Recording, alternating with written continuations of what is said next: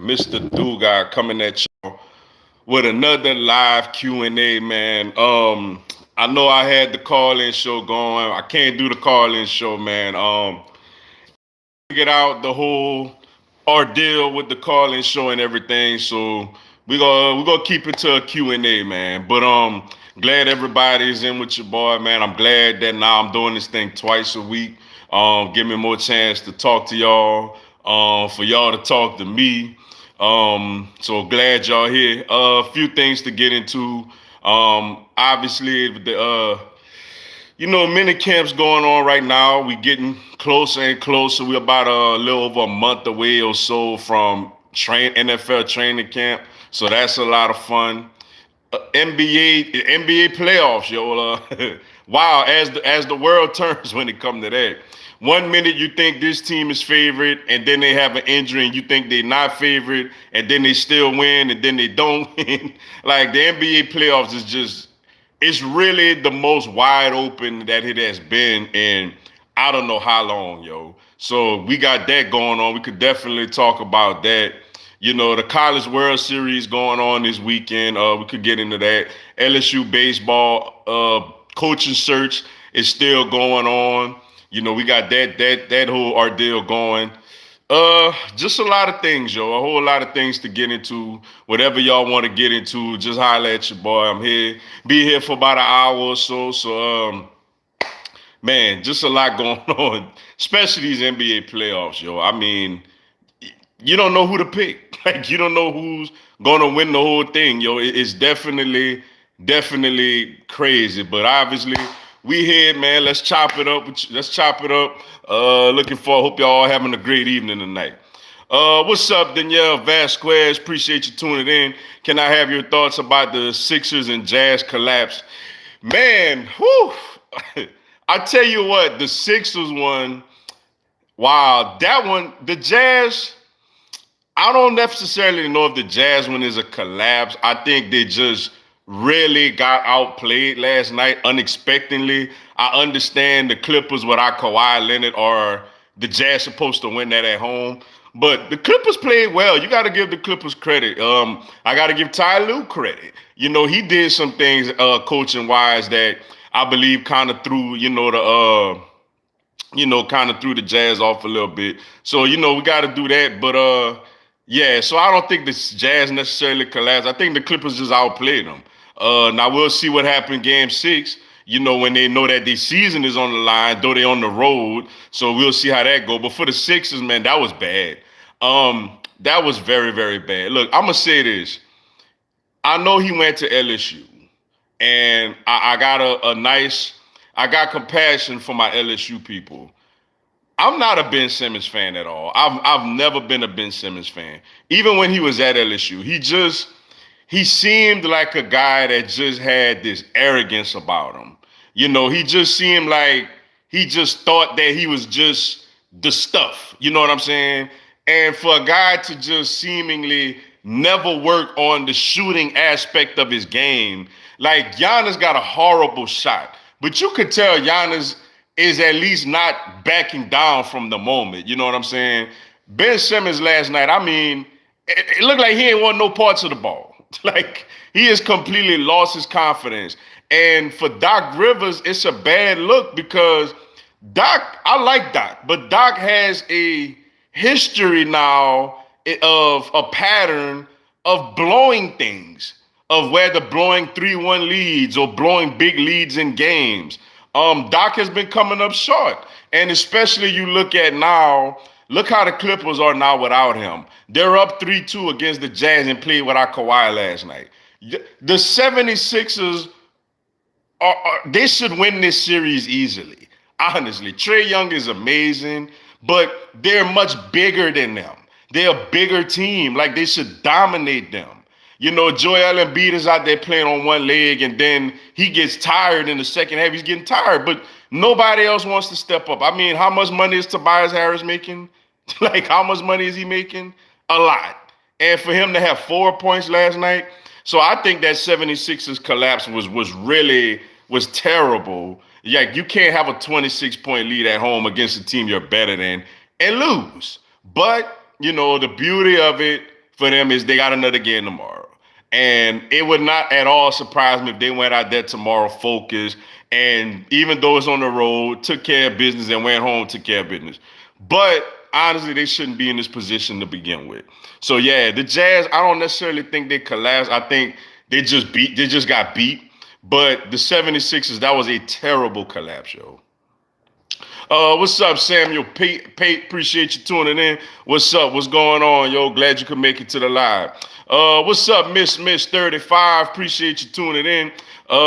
Is Ben Simmons untradeable? I think he could get traded. Man,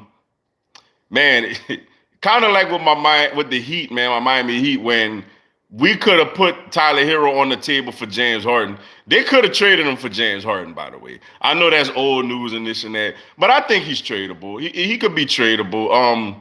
You gotta trade him. You probably not gonna get back as much as you would want to get back. You probably not gonna get back another superstar or a star or whatever, but he could be traded.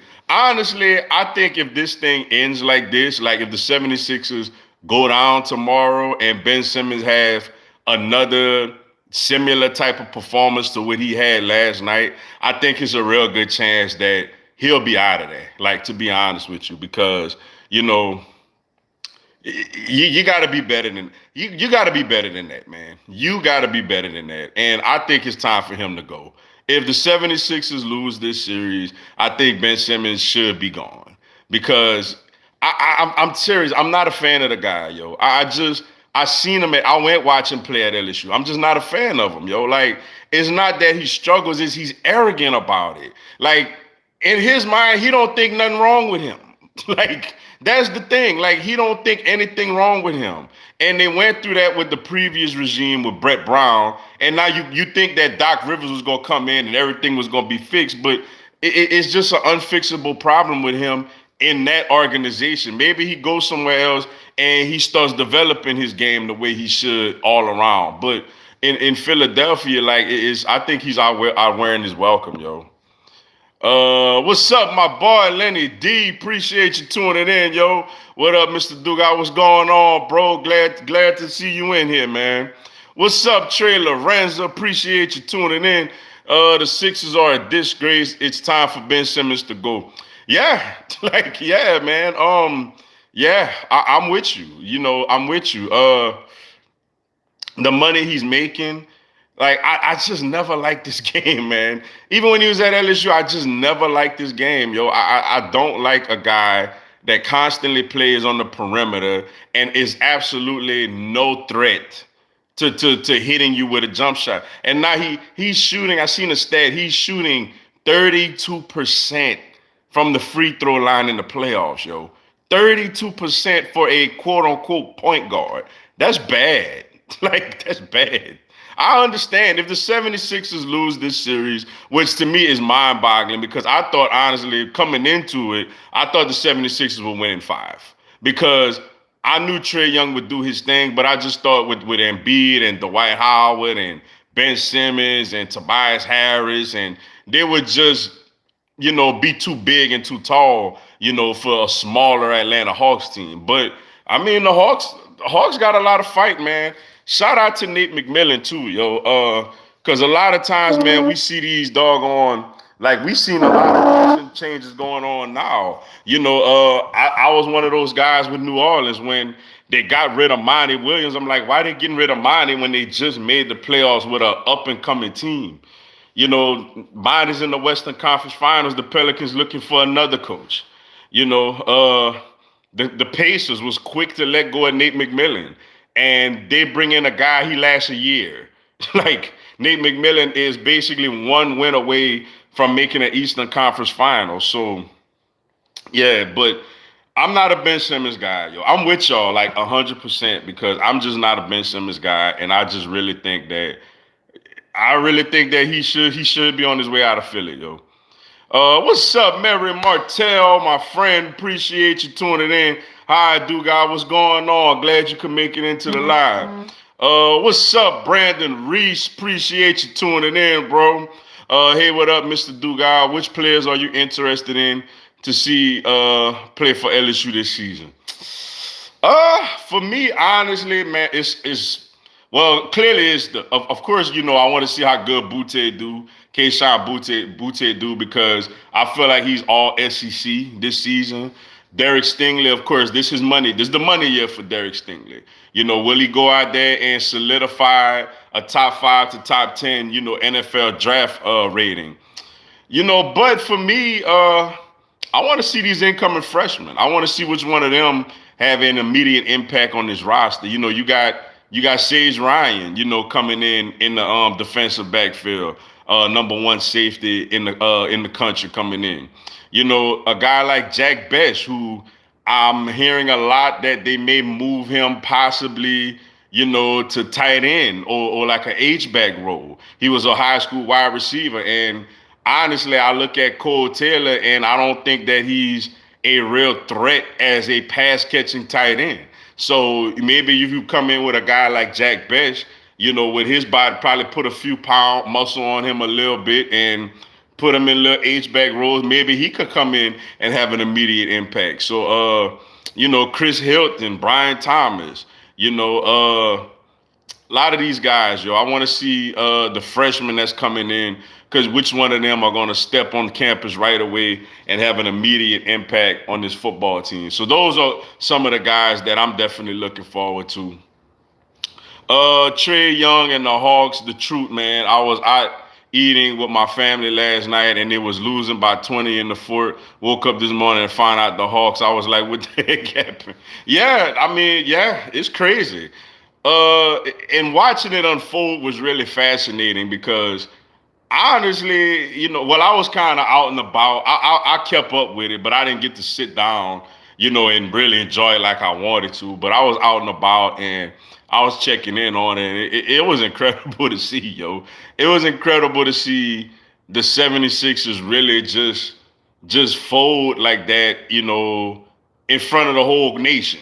Like in front of everybody, yo. Usually you expect Atlanta teams to do this type of stuff, which the Hawks, remember, the Hawks nearly did this in game one.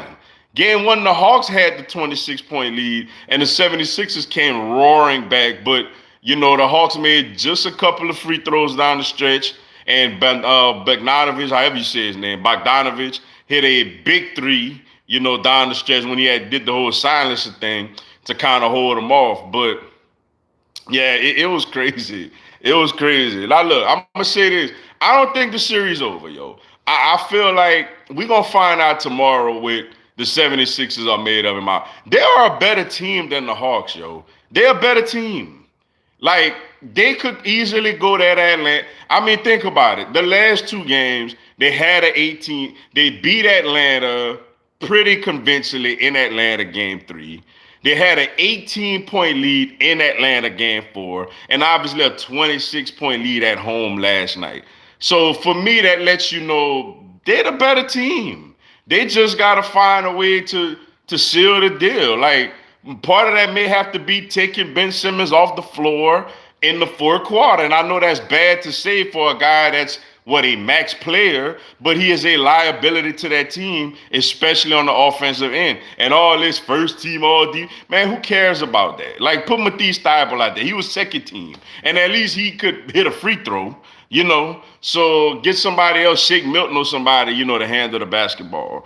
But I mean, yeah, we're gonna see, man. We're gonna see what that team made of tomorrow, because it would not at all. I'm honestly expecting them to go to Atlanta tomorrow and handle their business, because it's hard for me to see them going out like this.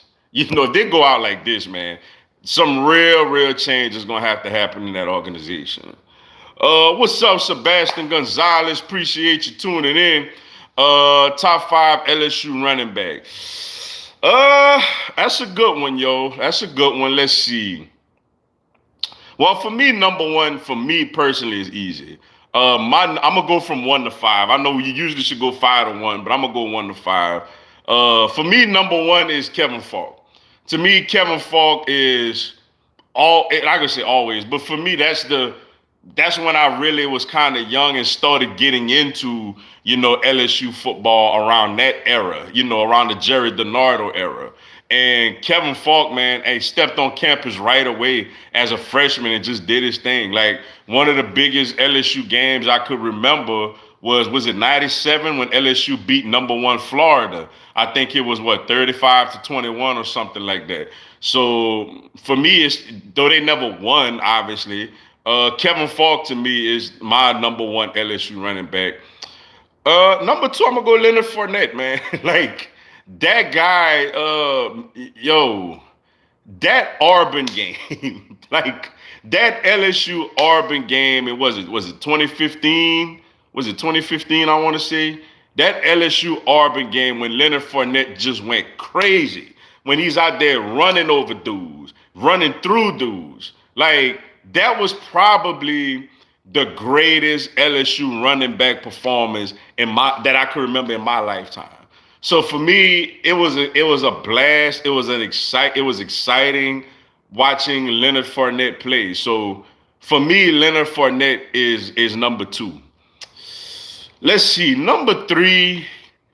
I'm gonna go. I'm gonna go. I'm gonna go a little personal. Number three, I'm gonna go Keelan Williams, yo. Keelan Williams simply because I know Keelan. Uh, me and Keelan went to little camps together when we was young. We the same age. We played against each other. So Keelan Williams to me was my number three LSU running back on a personal level. And I could remember that run against Virginia Tech when he cut to the outside, then he hurdled over a guy, and then cut it back in and took it all the way to the house. And I'm like, yo, that's the type of stuff Keelan used to do at Northside. I remember because I went to St. Martinville and Keelan beat us by himself, yo. Like he had 2 kickoff returns for a touchdown, and he caught a Hail Mary and scored. So for me, I'm gonna go Keelan Williams on a personal level because I seen him come up, and we around the same age. I seen him come up, and like he was big time to me. Not saying he was the third most productive, but for me personally, my list, I'm gonna go Keelan number three. Let's see, number four. You know what, man? Number four, I'm gonna go Jacob Hester, yo. I'm gonna go Jacob Hester because he was the top running back on a national championship team, and honestly, people like myself feel like why is he gonna be getting the majority of the carries? But this guy was a warrior. Jacob Hester was an absolute warrior. Like you think of that 2007 Florida game, like when he just willed LSU to victory, yo. So for me, then the championship game when he ran over the guy from Tennessee. So for me, I'm gonna go Jacob Hester at number four. Number five, I'm gonna live in the moment a little bit, yo. I'm gonna go Clyde Edwards-Helaire. Just that performance he had against Alabama with the 4 touchdowns. The guy was just the guy was just incredible, yo. So for me personally, I'm gonna go Kevin Falk, Leonard Fournette, Keelan Williams. Let's see, Kevin Falk, Leonard Fournette, Keelan Williams, Jacob Hester, and Clyde Edwards-Helaire. That's my personal 5 LSU running backs. Who do you think will win in the Nets versus Bucks game 6? Ooh, that's a good one, man. Good question. Man, that's a good question, yo. Man, that's a good question. You know what? I'm going to go. This going to sound crazy. Man, this going to sound crazy. I think the Nets do it tonight. I think Brooklyn do it tonight, yo. I think Brooklyn close it out tonight. I think somebody like a Joe Harris I could see stepping up, knocking down some threes.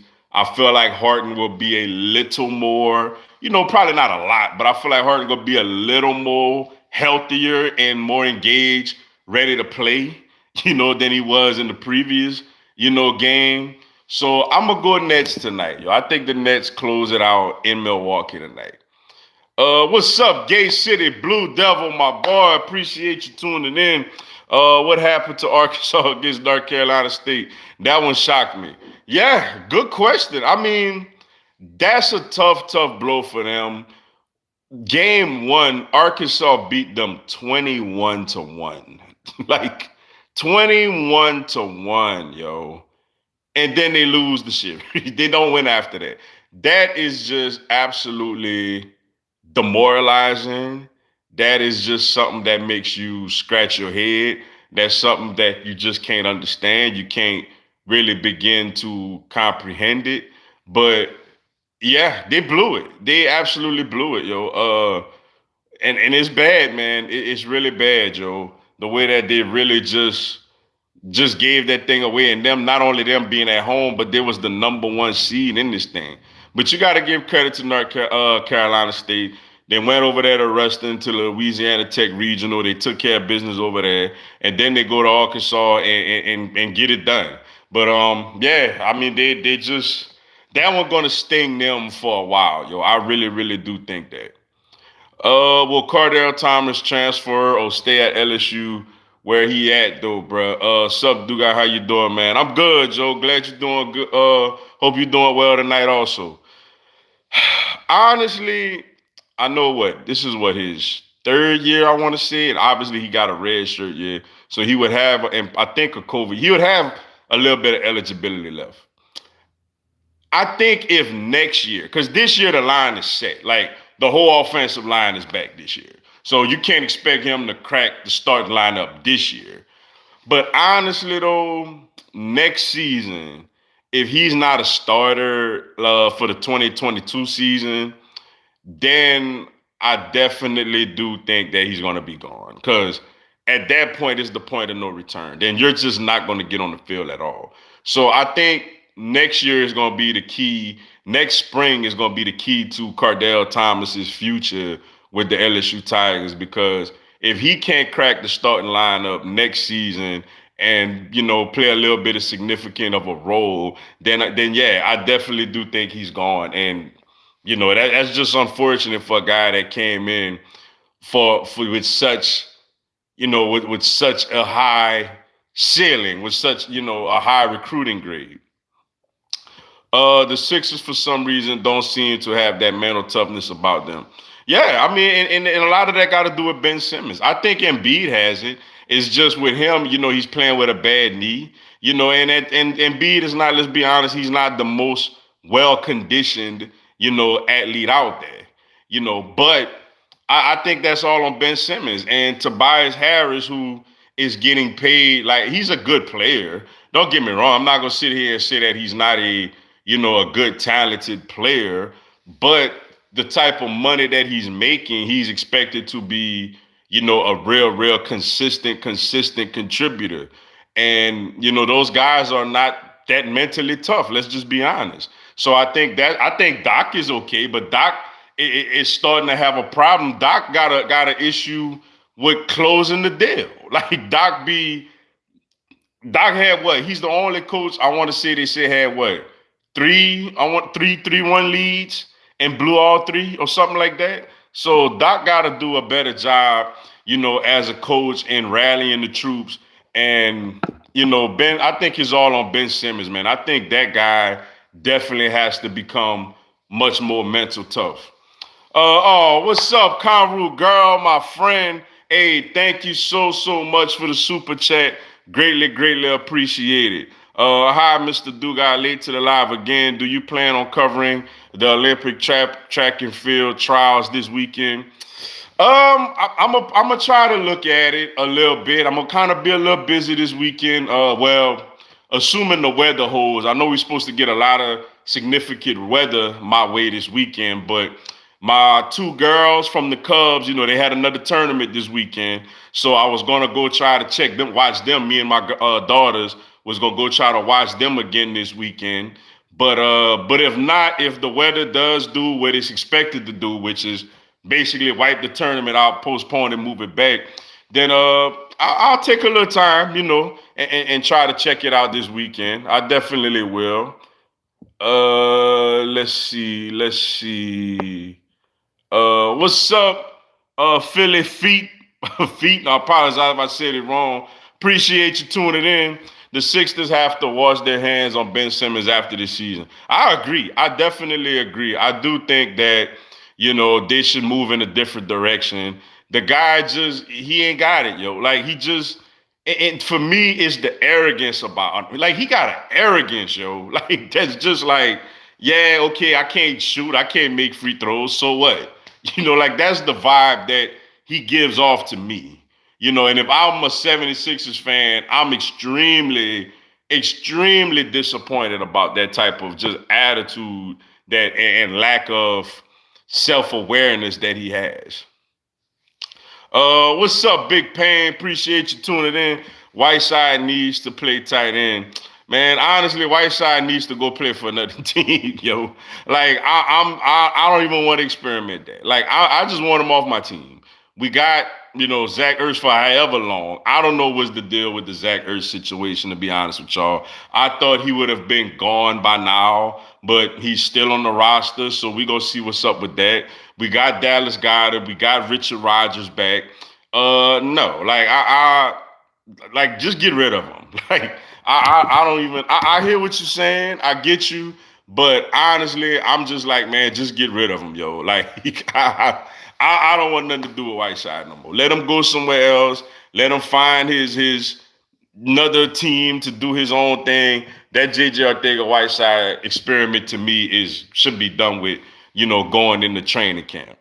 Appreciate it, Gay City Blue Devil, my brother.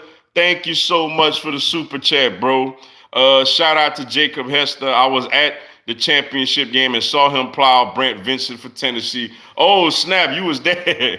Yeah, man, I remember that. I remember that like that was yesterday. And that was a LSU, like, physical type of run that made him one of my top 5, favorite running backs to watch at LSU, because he was not the most physically gifted. He was not the highest recruited. He was not the most talented. But I tell you what, he was extremely, extremely reliable. Like, the way he wasn't the fastest, but he was reliable. He went out there, he did his job, and he got big, big yards for LSU on the ground and in the air at times when we needed it the most. So that's why Jacob Hester, for me, is one of my top 5 favorite LSU running backs in my lifetime up to this point. Do you think the Braves will win NL East or Mets hang on? Good question, yo. The Braves have been absolutely frustrating me. It's like what we do is we be like 4 or 5 games under 500. Then we go on like a 4 or 5 game winning streak to get to 500. And I feel like, okay, well, now we about to start, really, distancing ourselves, or at least, catching up to the Mets and probably surpassing them. And then we go on another 3-4 game losing streak. It's like we win 3-4 in a row, then we lose 3-4 in a row. We win 3-4 in a row, then we lose 3-4 in a row. So this team is absolutely frustrating me. Right now, I don't like the way it looks. Then with the Marcell Ozuna situation going on, obviously that's a big, big cloud over our head. Mike Soroka looking like he won't come back this season. Freddie Freeman struggling for the most part. We're wasting an exceptional season out of Ronald Acuna, which, let me say this right quick. Now that we on the Braves. Look, what Acuna did last night was not very smart, okay? Like, he got greedy, tried to make a triple out of a double, and got thrown out by a long distance at third base, trying to come back against the Red Sox. But I'm kind of getting over the point where Snicker is always calling him out in the media, yo. Like, that's starting to get a little old to me. Ronald Acuna has by far been the best player on this team. By far. Like, it's not even close. The gap is like this between who's been the best Brave this season, Ronald Acuna and everybody else. Like, and the reason I have a problem with that is he don't do that with other players. Like, I don't see him calling out Freddie Freeman when he's in a slump. I don't see him calling out Ozzie Albies or calling out any of the pitchers. Like, it's kind of getting old to me. Like, I'm like, yo, I get it, because maybe because it was a mental thing instead of a just execution thing. So maybe I get it from that standpoint, but it's like, bro, like talk to him in private. Like, why you gotta call him out in front of everybody when he's by far been the best player on this team? You want to talk to him in private, and obviously, like, what's the point of keep doing that? You want to talk to him in private and tell him, hey, man, why did you go try to steal third? We can't be doing that. Okay, fine, but why you got to tell us when you do stupid things, you can't expect to win? That rubbed me the wrong way. Like, I'm going to just say that from Brian Schnicker rubbed me the wrong way because it's like, bro, he's the best player on the team. Like, talk to him in private. Why you got to constantly, you the only player he do that with. Like, I seen Freddie Freeman, that's my guy, MV Freeman. But Freeman swung at bad pitches. Like Freeman, not perfect. Like pitchers had bad outings. Will Smith blew saves. Like I've seen all that. Luke Jackson a couple of years ago was a heart attack for everybody every time he was on the mound, and he didn't do that with none of them. But for Acuna, it's always like bruh. And Acuna, to his credit, to say he's 22, 23, has handled it well. But look, man, you could kind of you don't want to lose a young player. He's a young player. He's a superior talent. Talk to him in private, okay? Like, stop always bashing him in the media. Like, I don't like that from Schnicker. I don't like, especially that's the only player you do that with. But to answer your question, I know I didn't really answer your question. I'm still gonna hold out. Ah, man. As a Braves fan, I don't want to wave the white flag in June. But I must say the Mets, with DeGrom and that pitcher staff, they got a really good pitcher staff. But I'm still going to say the Braves catch them. I'm going to just say the Braves going to catch them. Like, I may feel differently. It's going to be harder than I think. But I think the Braves eventually go on a little win streak and catch them. What's up, Tyler Meinhardt? Appreciate you tuning in. Go Bucks. Hey, good luck to y'all tonight, yo. Just like the 76ers, I feel like the Bucks let one get away the other night also when you playing a short-handed team. And what I don't understand for the Bucks is this, yo. Budenholzer is going to get fired if they lose this series. And usually I'm not somebody who is all about just fire the coach. Why is always the coach's fault when the players don't get it done? But I'm going to be honest, in this situation, Milwaukee needs a new voice. Milwaukee needs a new head coach because Budenholzer, I feel like he let Giannis do whatever the hell Giannis wants to do. Why is this offense in basketball on all levels, whether it's AAU, college, NBA, whatever, youth basketball, rec league, whatever. On offense, the key to offensive basketball is efficiency. And you need to run your offense to a level that gives you the chance to have the most efficient possession.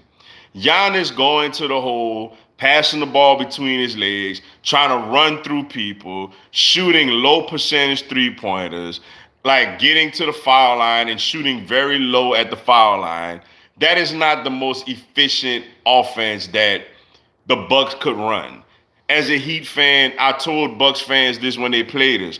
Yo, the Bucks offense is ran more efficiently when it's ran through Chris Middleton. Chris Middleton is an efficient player. He has a nice jump shot. He could handle it just enough to create a little space, to shoot his jump shot. He's a better playmaker than we realize. And yet they want Giannis to run the offense. Like that's coaching, yo. That is on coaching. And then Giannis is not on Kevin Durant down the stretch. Like, as a coach, no, you guard him. Like, it seems like he's afraid of Giannis. It seems like it's like a parent scared to discipline their child. Man, we're not doing all this on offense. We're not doing this. In transition, you got the ball in transition, go do your thing. When we're in the half court, we're running an efficient possession. We're running it through Middleton. We're running it through Holiday. We're running it through guys that could shoot the ball and make plays. Like all this other stuff he's doing, like that's ridiculous to me, yo. But they constantly do that. So as a for the Buckshot fans out there, look, hey, I wish y'all well. Y'all did y'all thing against us, but hey, you gotta win tonight, obviously. We gonna see what happens, yo. Let's see. Blame the NBA for making the youth thinking you need to shoot inside instead of developing a post game. Giannis and Ben Simmons are 6'11". They need to learn how to play down low if they can't shoot. I agree. I completely agree. Like speaking of Giannis, where is his post game?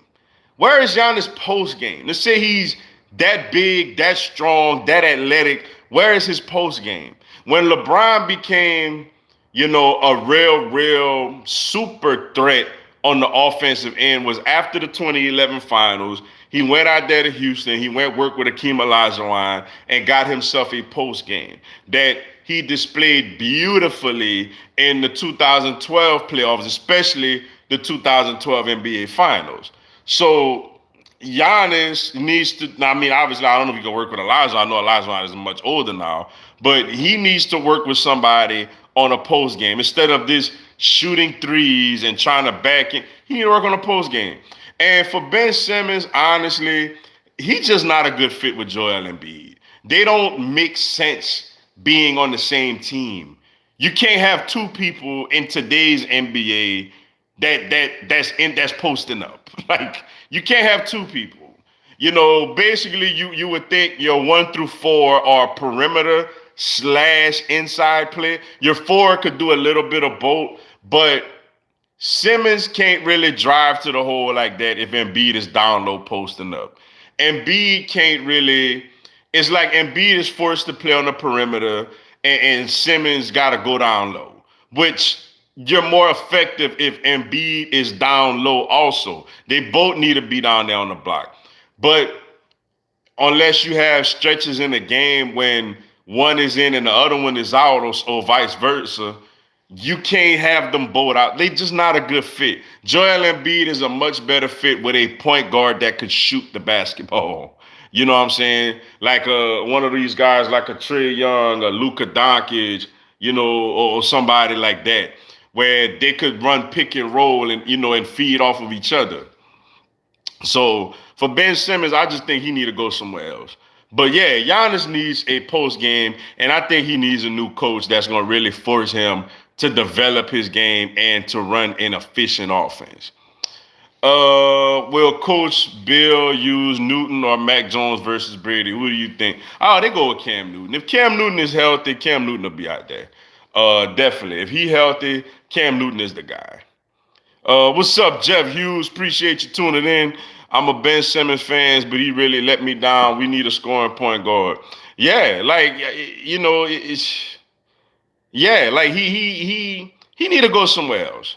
He need to go somewhere else where he's with a team that don't have a big man quite like Joel Embiid. Look, he's a gifted passer. He could do that. He's a really good defender from what everybody says. I don't study him extensively on the defensive end. I'm not going to lie to y'all. But apparently they say he's a big-time defensive player. Could have won Defensive Player of the Year, which would have been crazy to me. But, he needs to go somewhere else, man. We're going to see what happens tomorrow. We're going to see what type of sense of urgency the 76ers come out with. I still think they're going to win this series. I still think that they're going to go to Atlanta and win and then go home and win Game 7. But it wouldn't shock me if they went down. If they went down, that lets me know that that's a team that's really, really, really, truly ready to make some household changes, yo. If they go down like this, they let me know that they're a team that's definitely ready for some household changes, in that organization. Ben Simmons should go to the Warriors to improve and learn from the best, aka Curry. Yeah, I don't know about that, yo, because Curry, he got to go somewhere without a point guard. Like Curry is the point guard. Klay Thompson is the shooting guard. So I don't know if that necessarily is a good place for him. For me personally, some way he need to go honestly to a team that's kind of like a young team that's don't have much expectations right now. You know, one of those who I don't know off the top of my head, but I don't see Ben Simmons on a contending team right now. Maybe Simmons should just change positions. Yeah, I mean, you know, he could be like LeBron, where LeBron is not technically the point guard; he's a small forward, but you know, he got to get a jump shot. Like he got to get a. He's not gonna play center. Even if he play power forward, he gonna need some type of jumper. You know, you like him in the open court in transition, but it's just his half court offense is just terrible. What up, Malik? Beast, appreciate you tuning in. Bucks choked. Why are you not a Saints fan? Yes, the Bucks did choke that away. I think that was a poorly coached team that night. And as far as why I'm not a Saints fan, look, when I mentioned, growing up, they was not very good. And I seen Donovan McNabb play. I seen him play at Syracuse. I was a huge fan of his game. He went to Philly, and McNabb is the reason I'm an Eagles fan today. So I just been with them ever since. Saints was not a very good team, yo. LSU wasn't very good neither, but they had Kevin Falk at the time, and then I know people personally, Keelan Williams, Early Doucette, Charles Alexander. I know those guys personal. I see them where I root for them. They played at LSU, so that makes me a big LSU fan. But yeah, the Saints wasn't very good, yo, when I was coming up. What's up, Larry Lafiti? Appreciate you tuning in, bro. They was losing by 21 when I went to bed. 15 minutes later, I went to turn the TV off. The score was 109-104. I had to rewind the DVR to see what happened. Yeah, I mean, it's a lot of people out there that I'm sure was watching this game and then seeing this score and was like, whoa, whoa, whoa, what's this? like went to bed or went do something else and came back and was like, what's going on here? But that's Doc.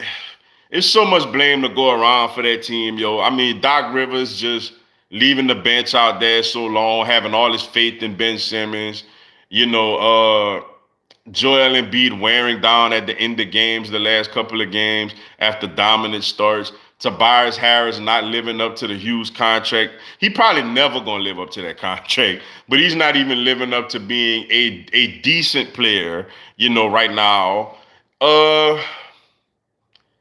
It's a lot, yo. It's a lot. It's a lot for that team, and they gotta figure it out. But for me personally, they go down this series. I think definitely that they gotta look in a different direction as far as Ben Simmons.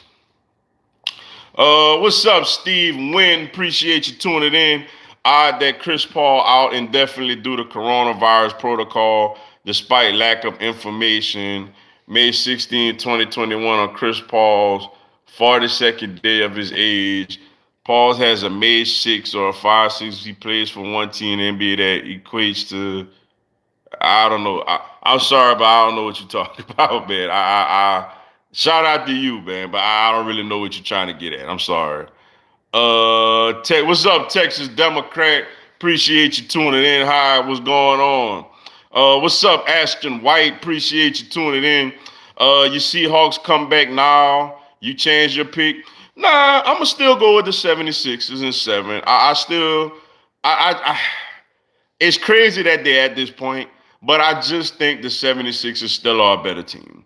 I know Trae Young is exciting. He's explosive. And it's a part of me that want to see him continue to play, and not see him go home. I'd much rather watch Trae Young play than Ben Simmons, to be honest with you. But I just feel like they're a bigger team. They're a bigger Joel Embiid, Dwight Howard. These guys should be dominating more than. We'll see what they made of. I'm not going to change my pick. I'm going to still go 76ers win this series. But clearly, that prediction is hanging on thin ice right now.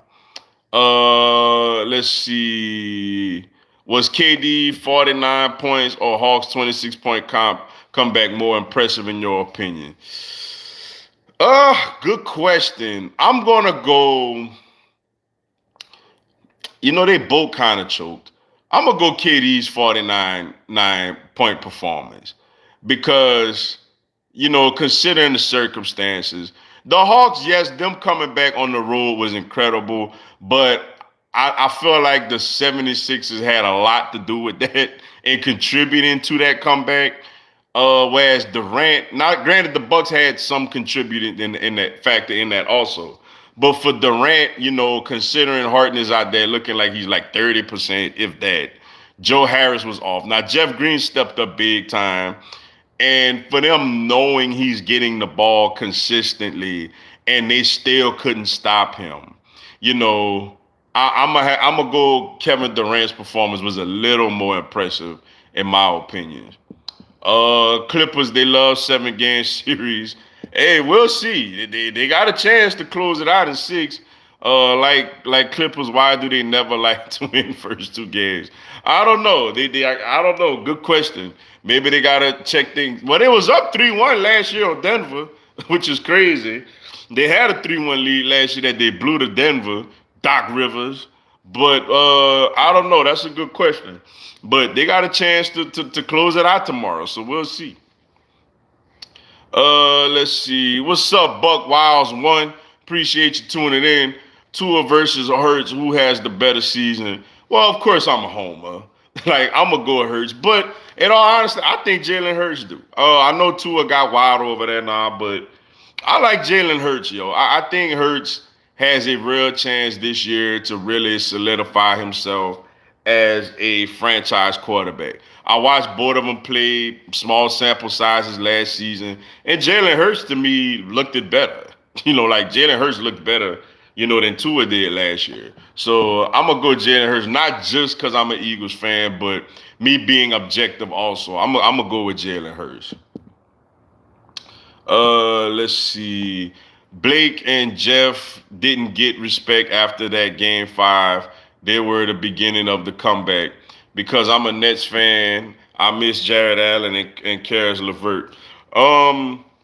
Yeah, Jeff Green. Now, Jeff Green got a little bit of love. Probably not as much as he should have gotten, but Jeff Green was a huge integral part in the Nets coming back and winning that game. I mean, he started off 7 for 7 from 3. Like that's crazy.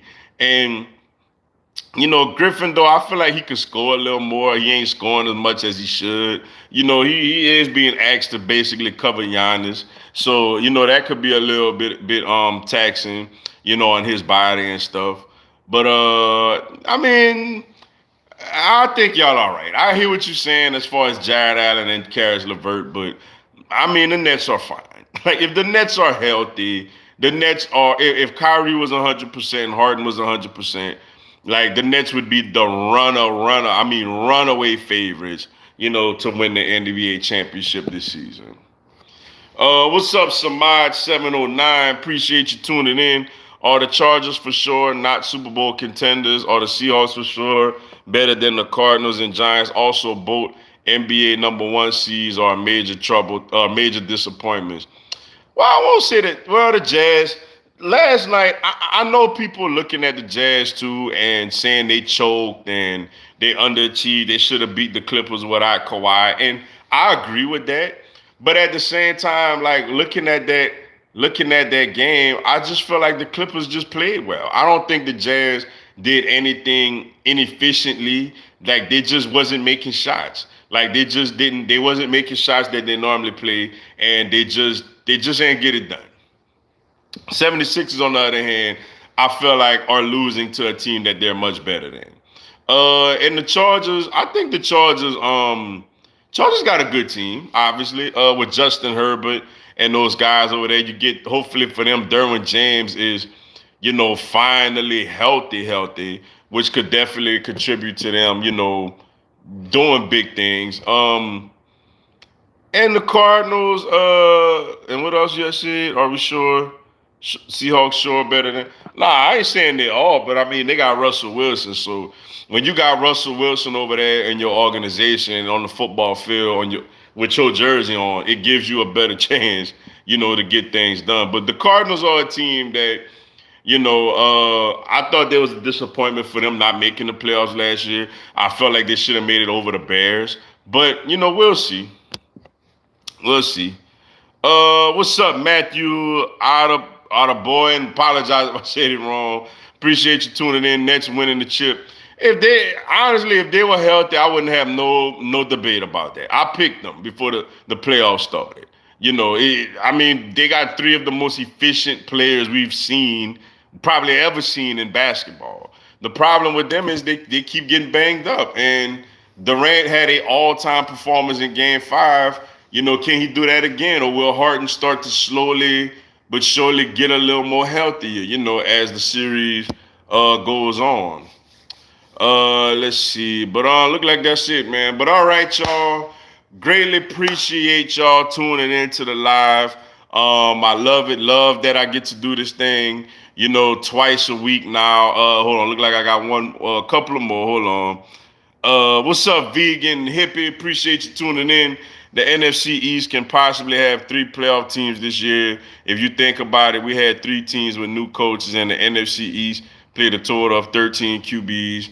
Yeah. Then with the 17, but then I don't know. I know that every year it's a team we expect to be really good that ends up not being good, whether it's due to injury or just people underachieving.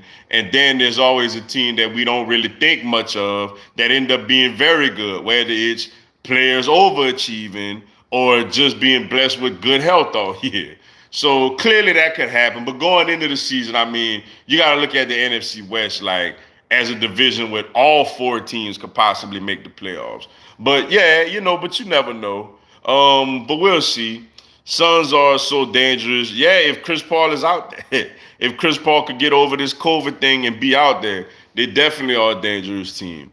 But yeah, y'all gotta run. Appreciate y'all tuning into the live Q&A. Like I said, stay tuned every Monday and Thursday. I'm gonna do this thing for an hour, same time, same place. And if anything changes about that, I'll inform everyone and let y'all know. But come back Monday night, 7 Eastern, 6 Central, 4 Pacific. Another hour Q&A. So definitely appreciate it. Also, real quick, glad you said that, Daniel Vasquez. Greatly appreciate that. Same to you if you have kids. To all my fathers out there, happy Father's Day. Enjoy y'all day, y'all deserve it, Sit back with a cold one or whatever you want to do and just enjoy the day. Enjoy the day. It's your weekend. Do your thing, Until then, stay tuned for the videos throughout the weekend. Talk to y'all in the Q&A Monday. Until then, y'all have a blessed one.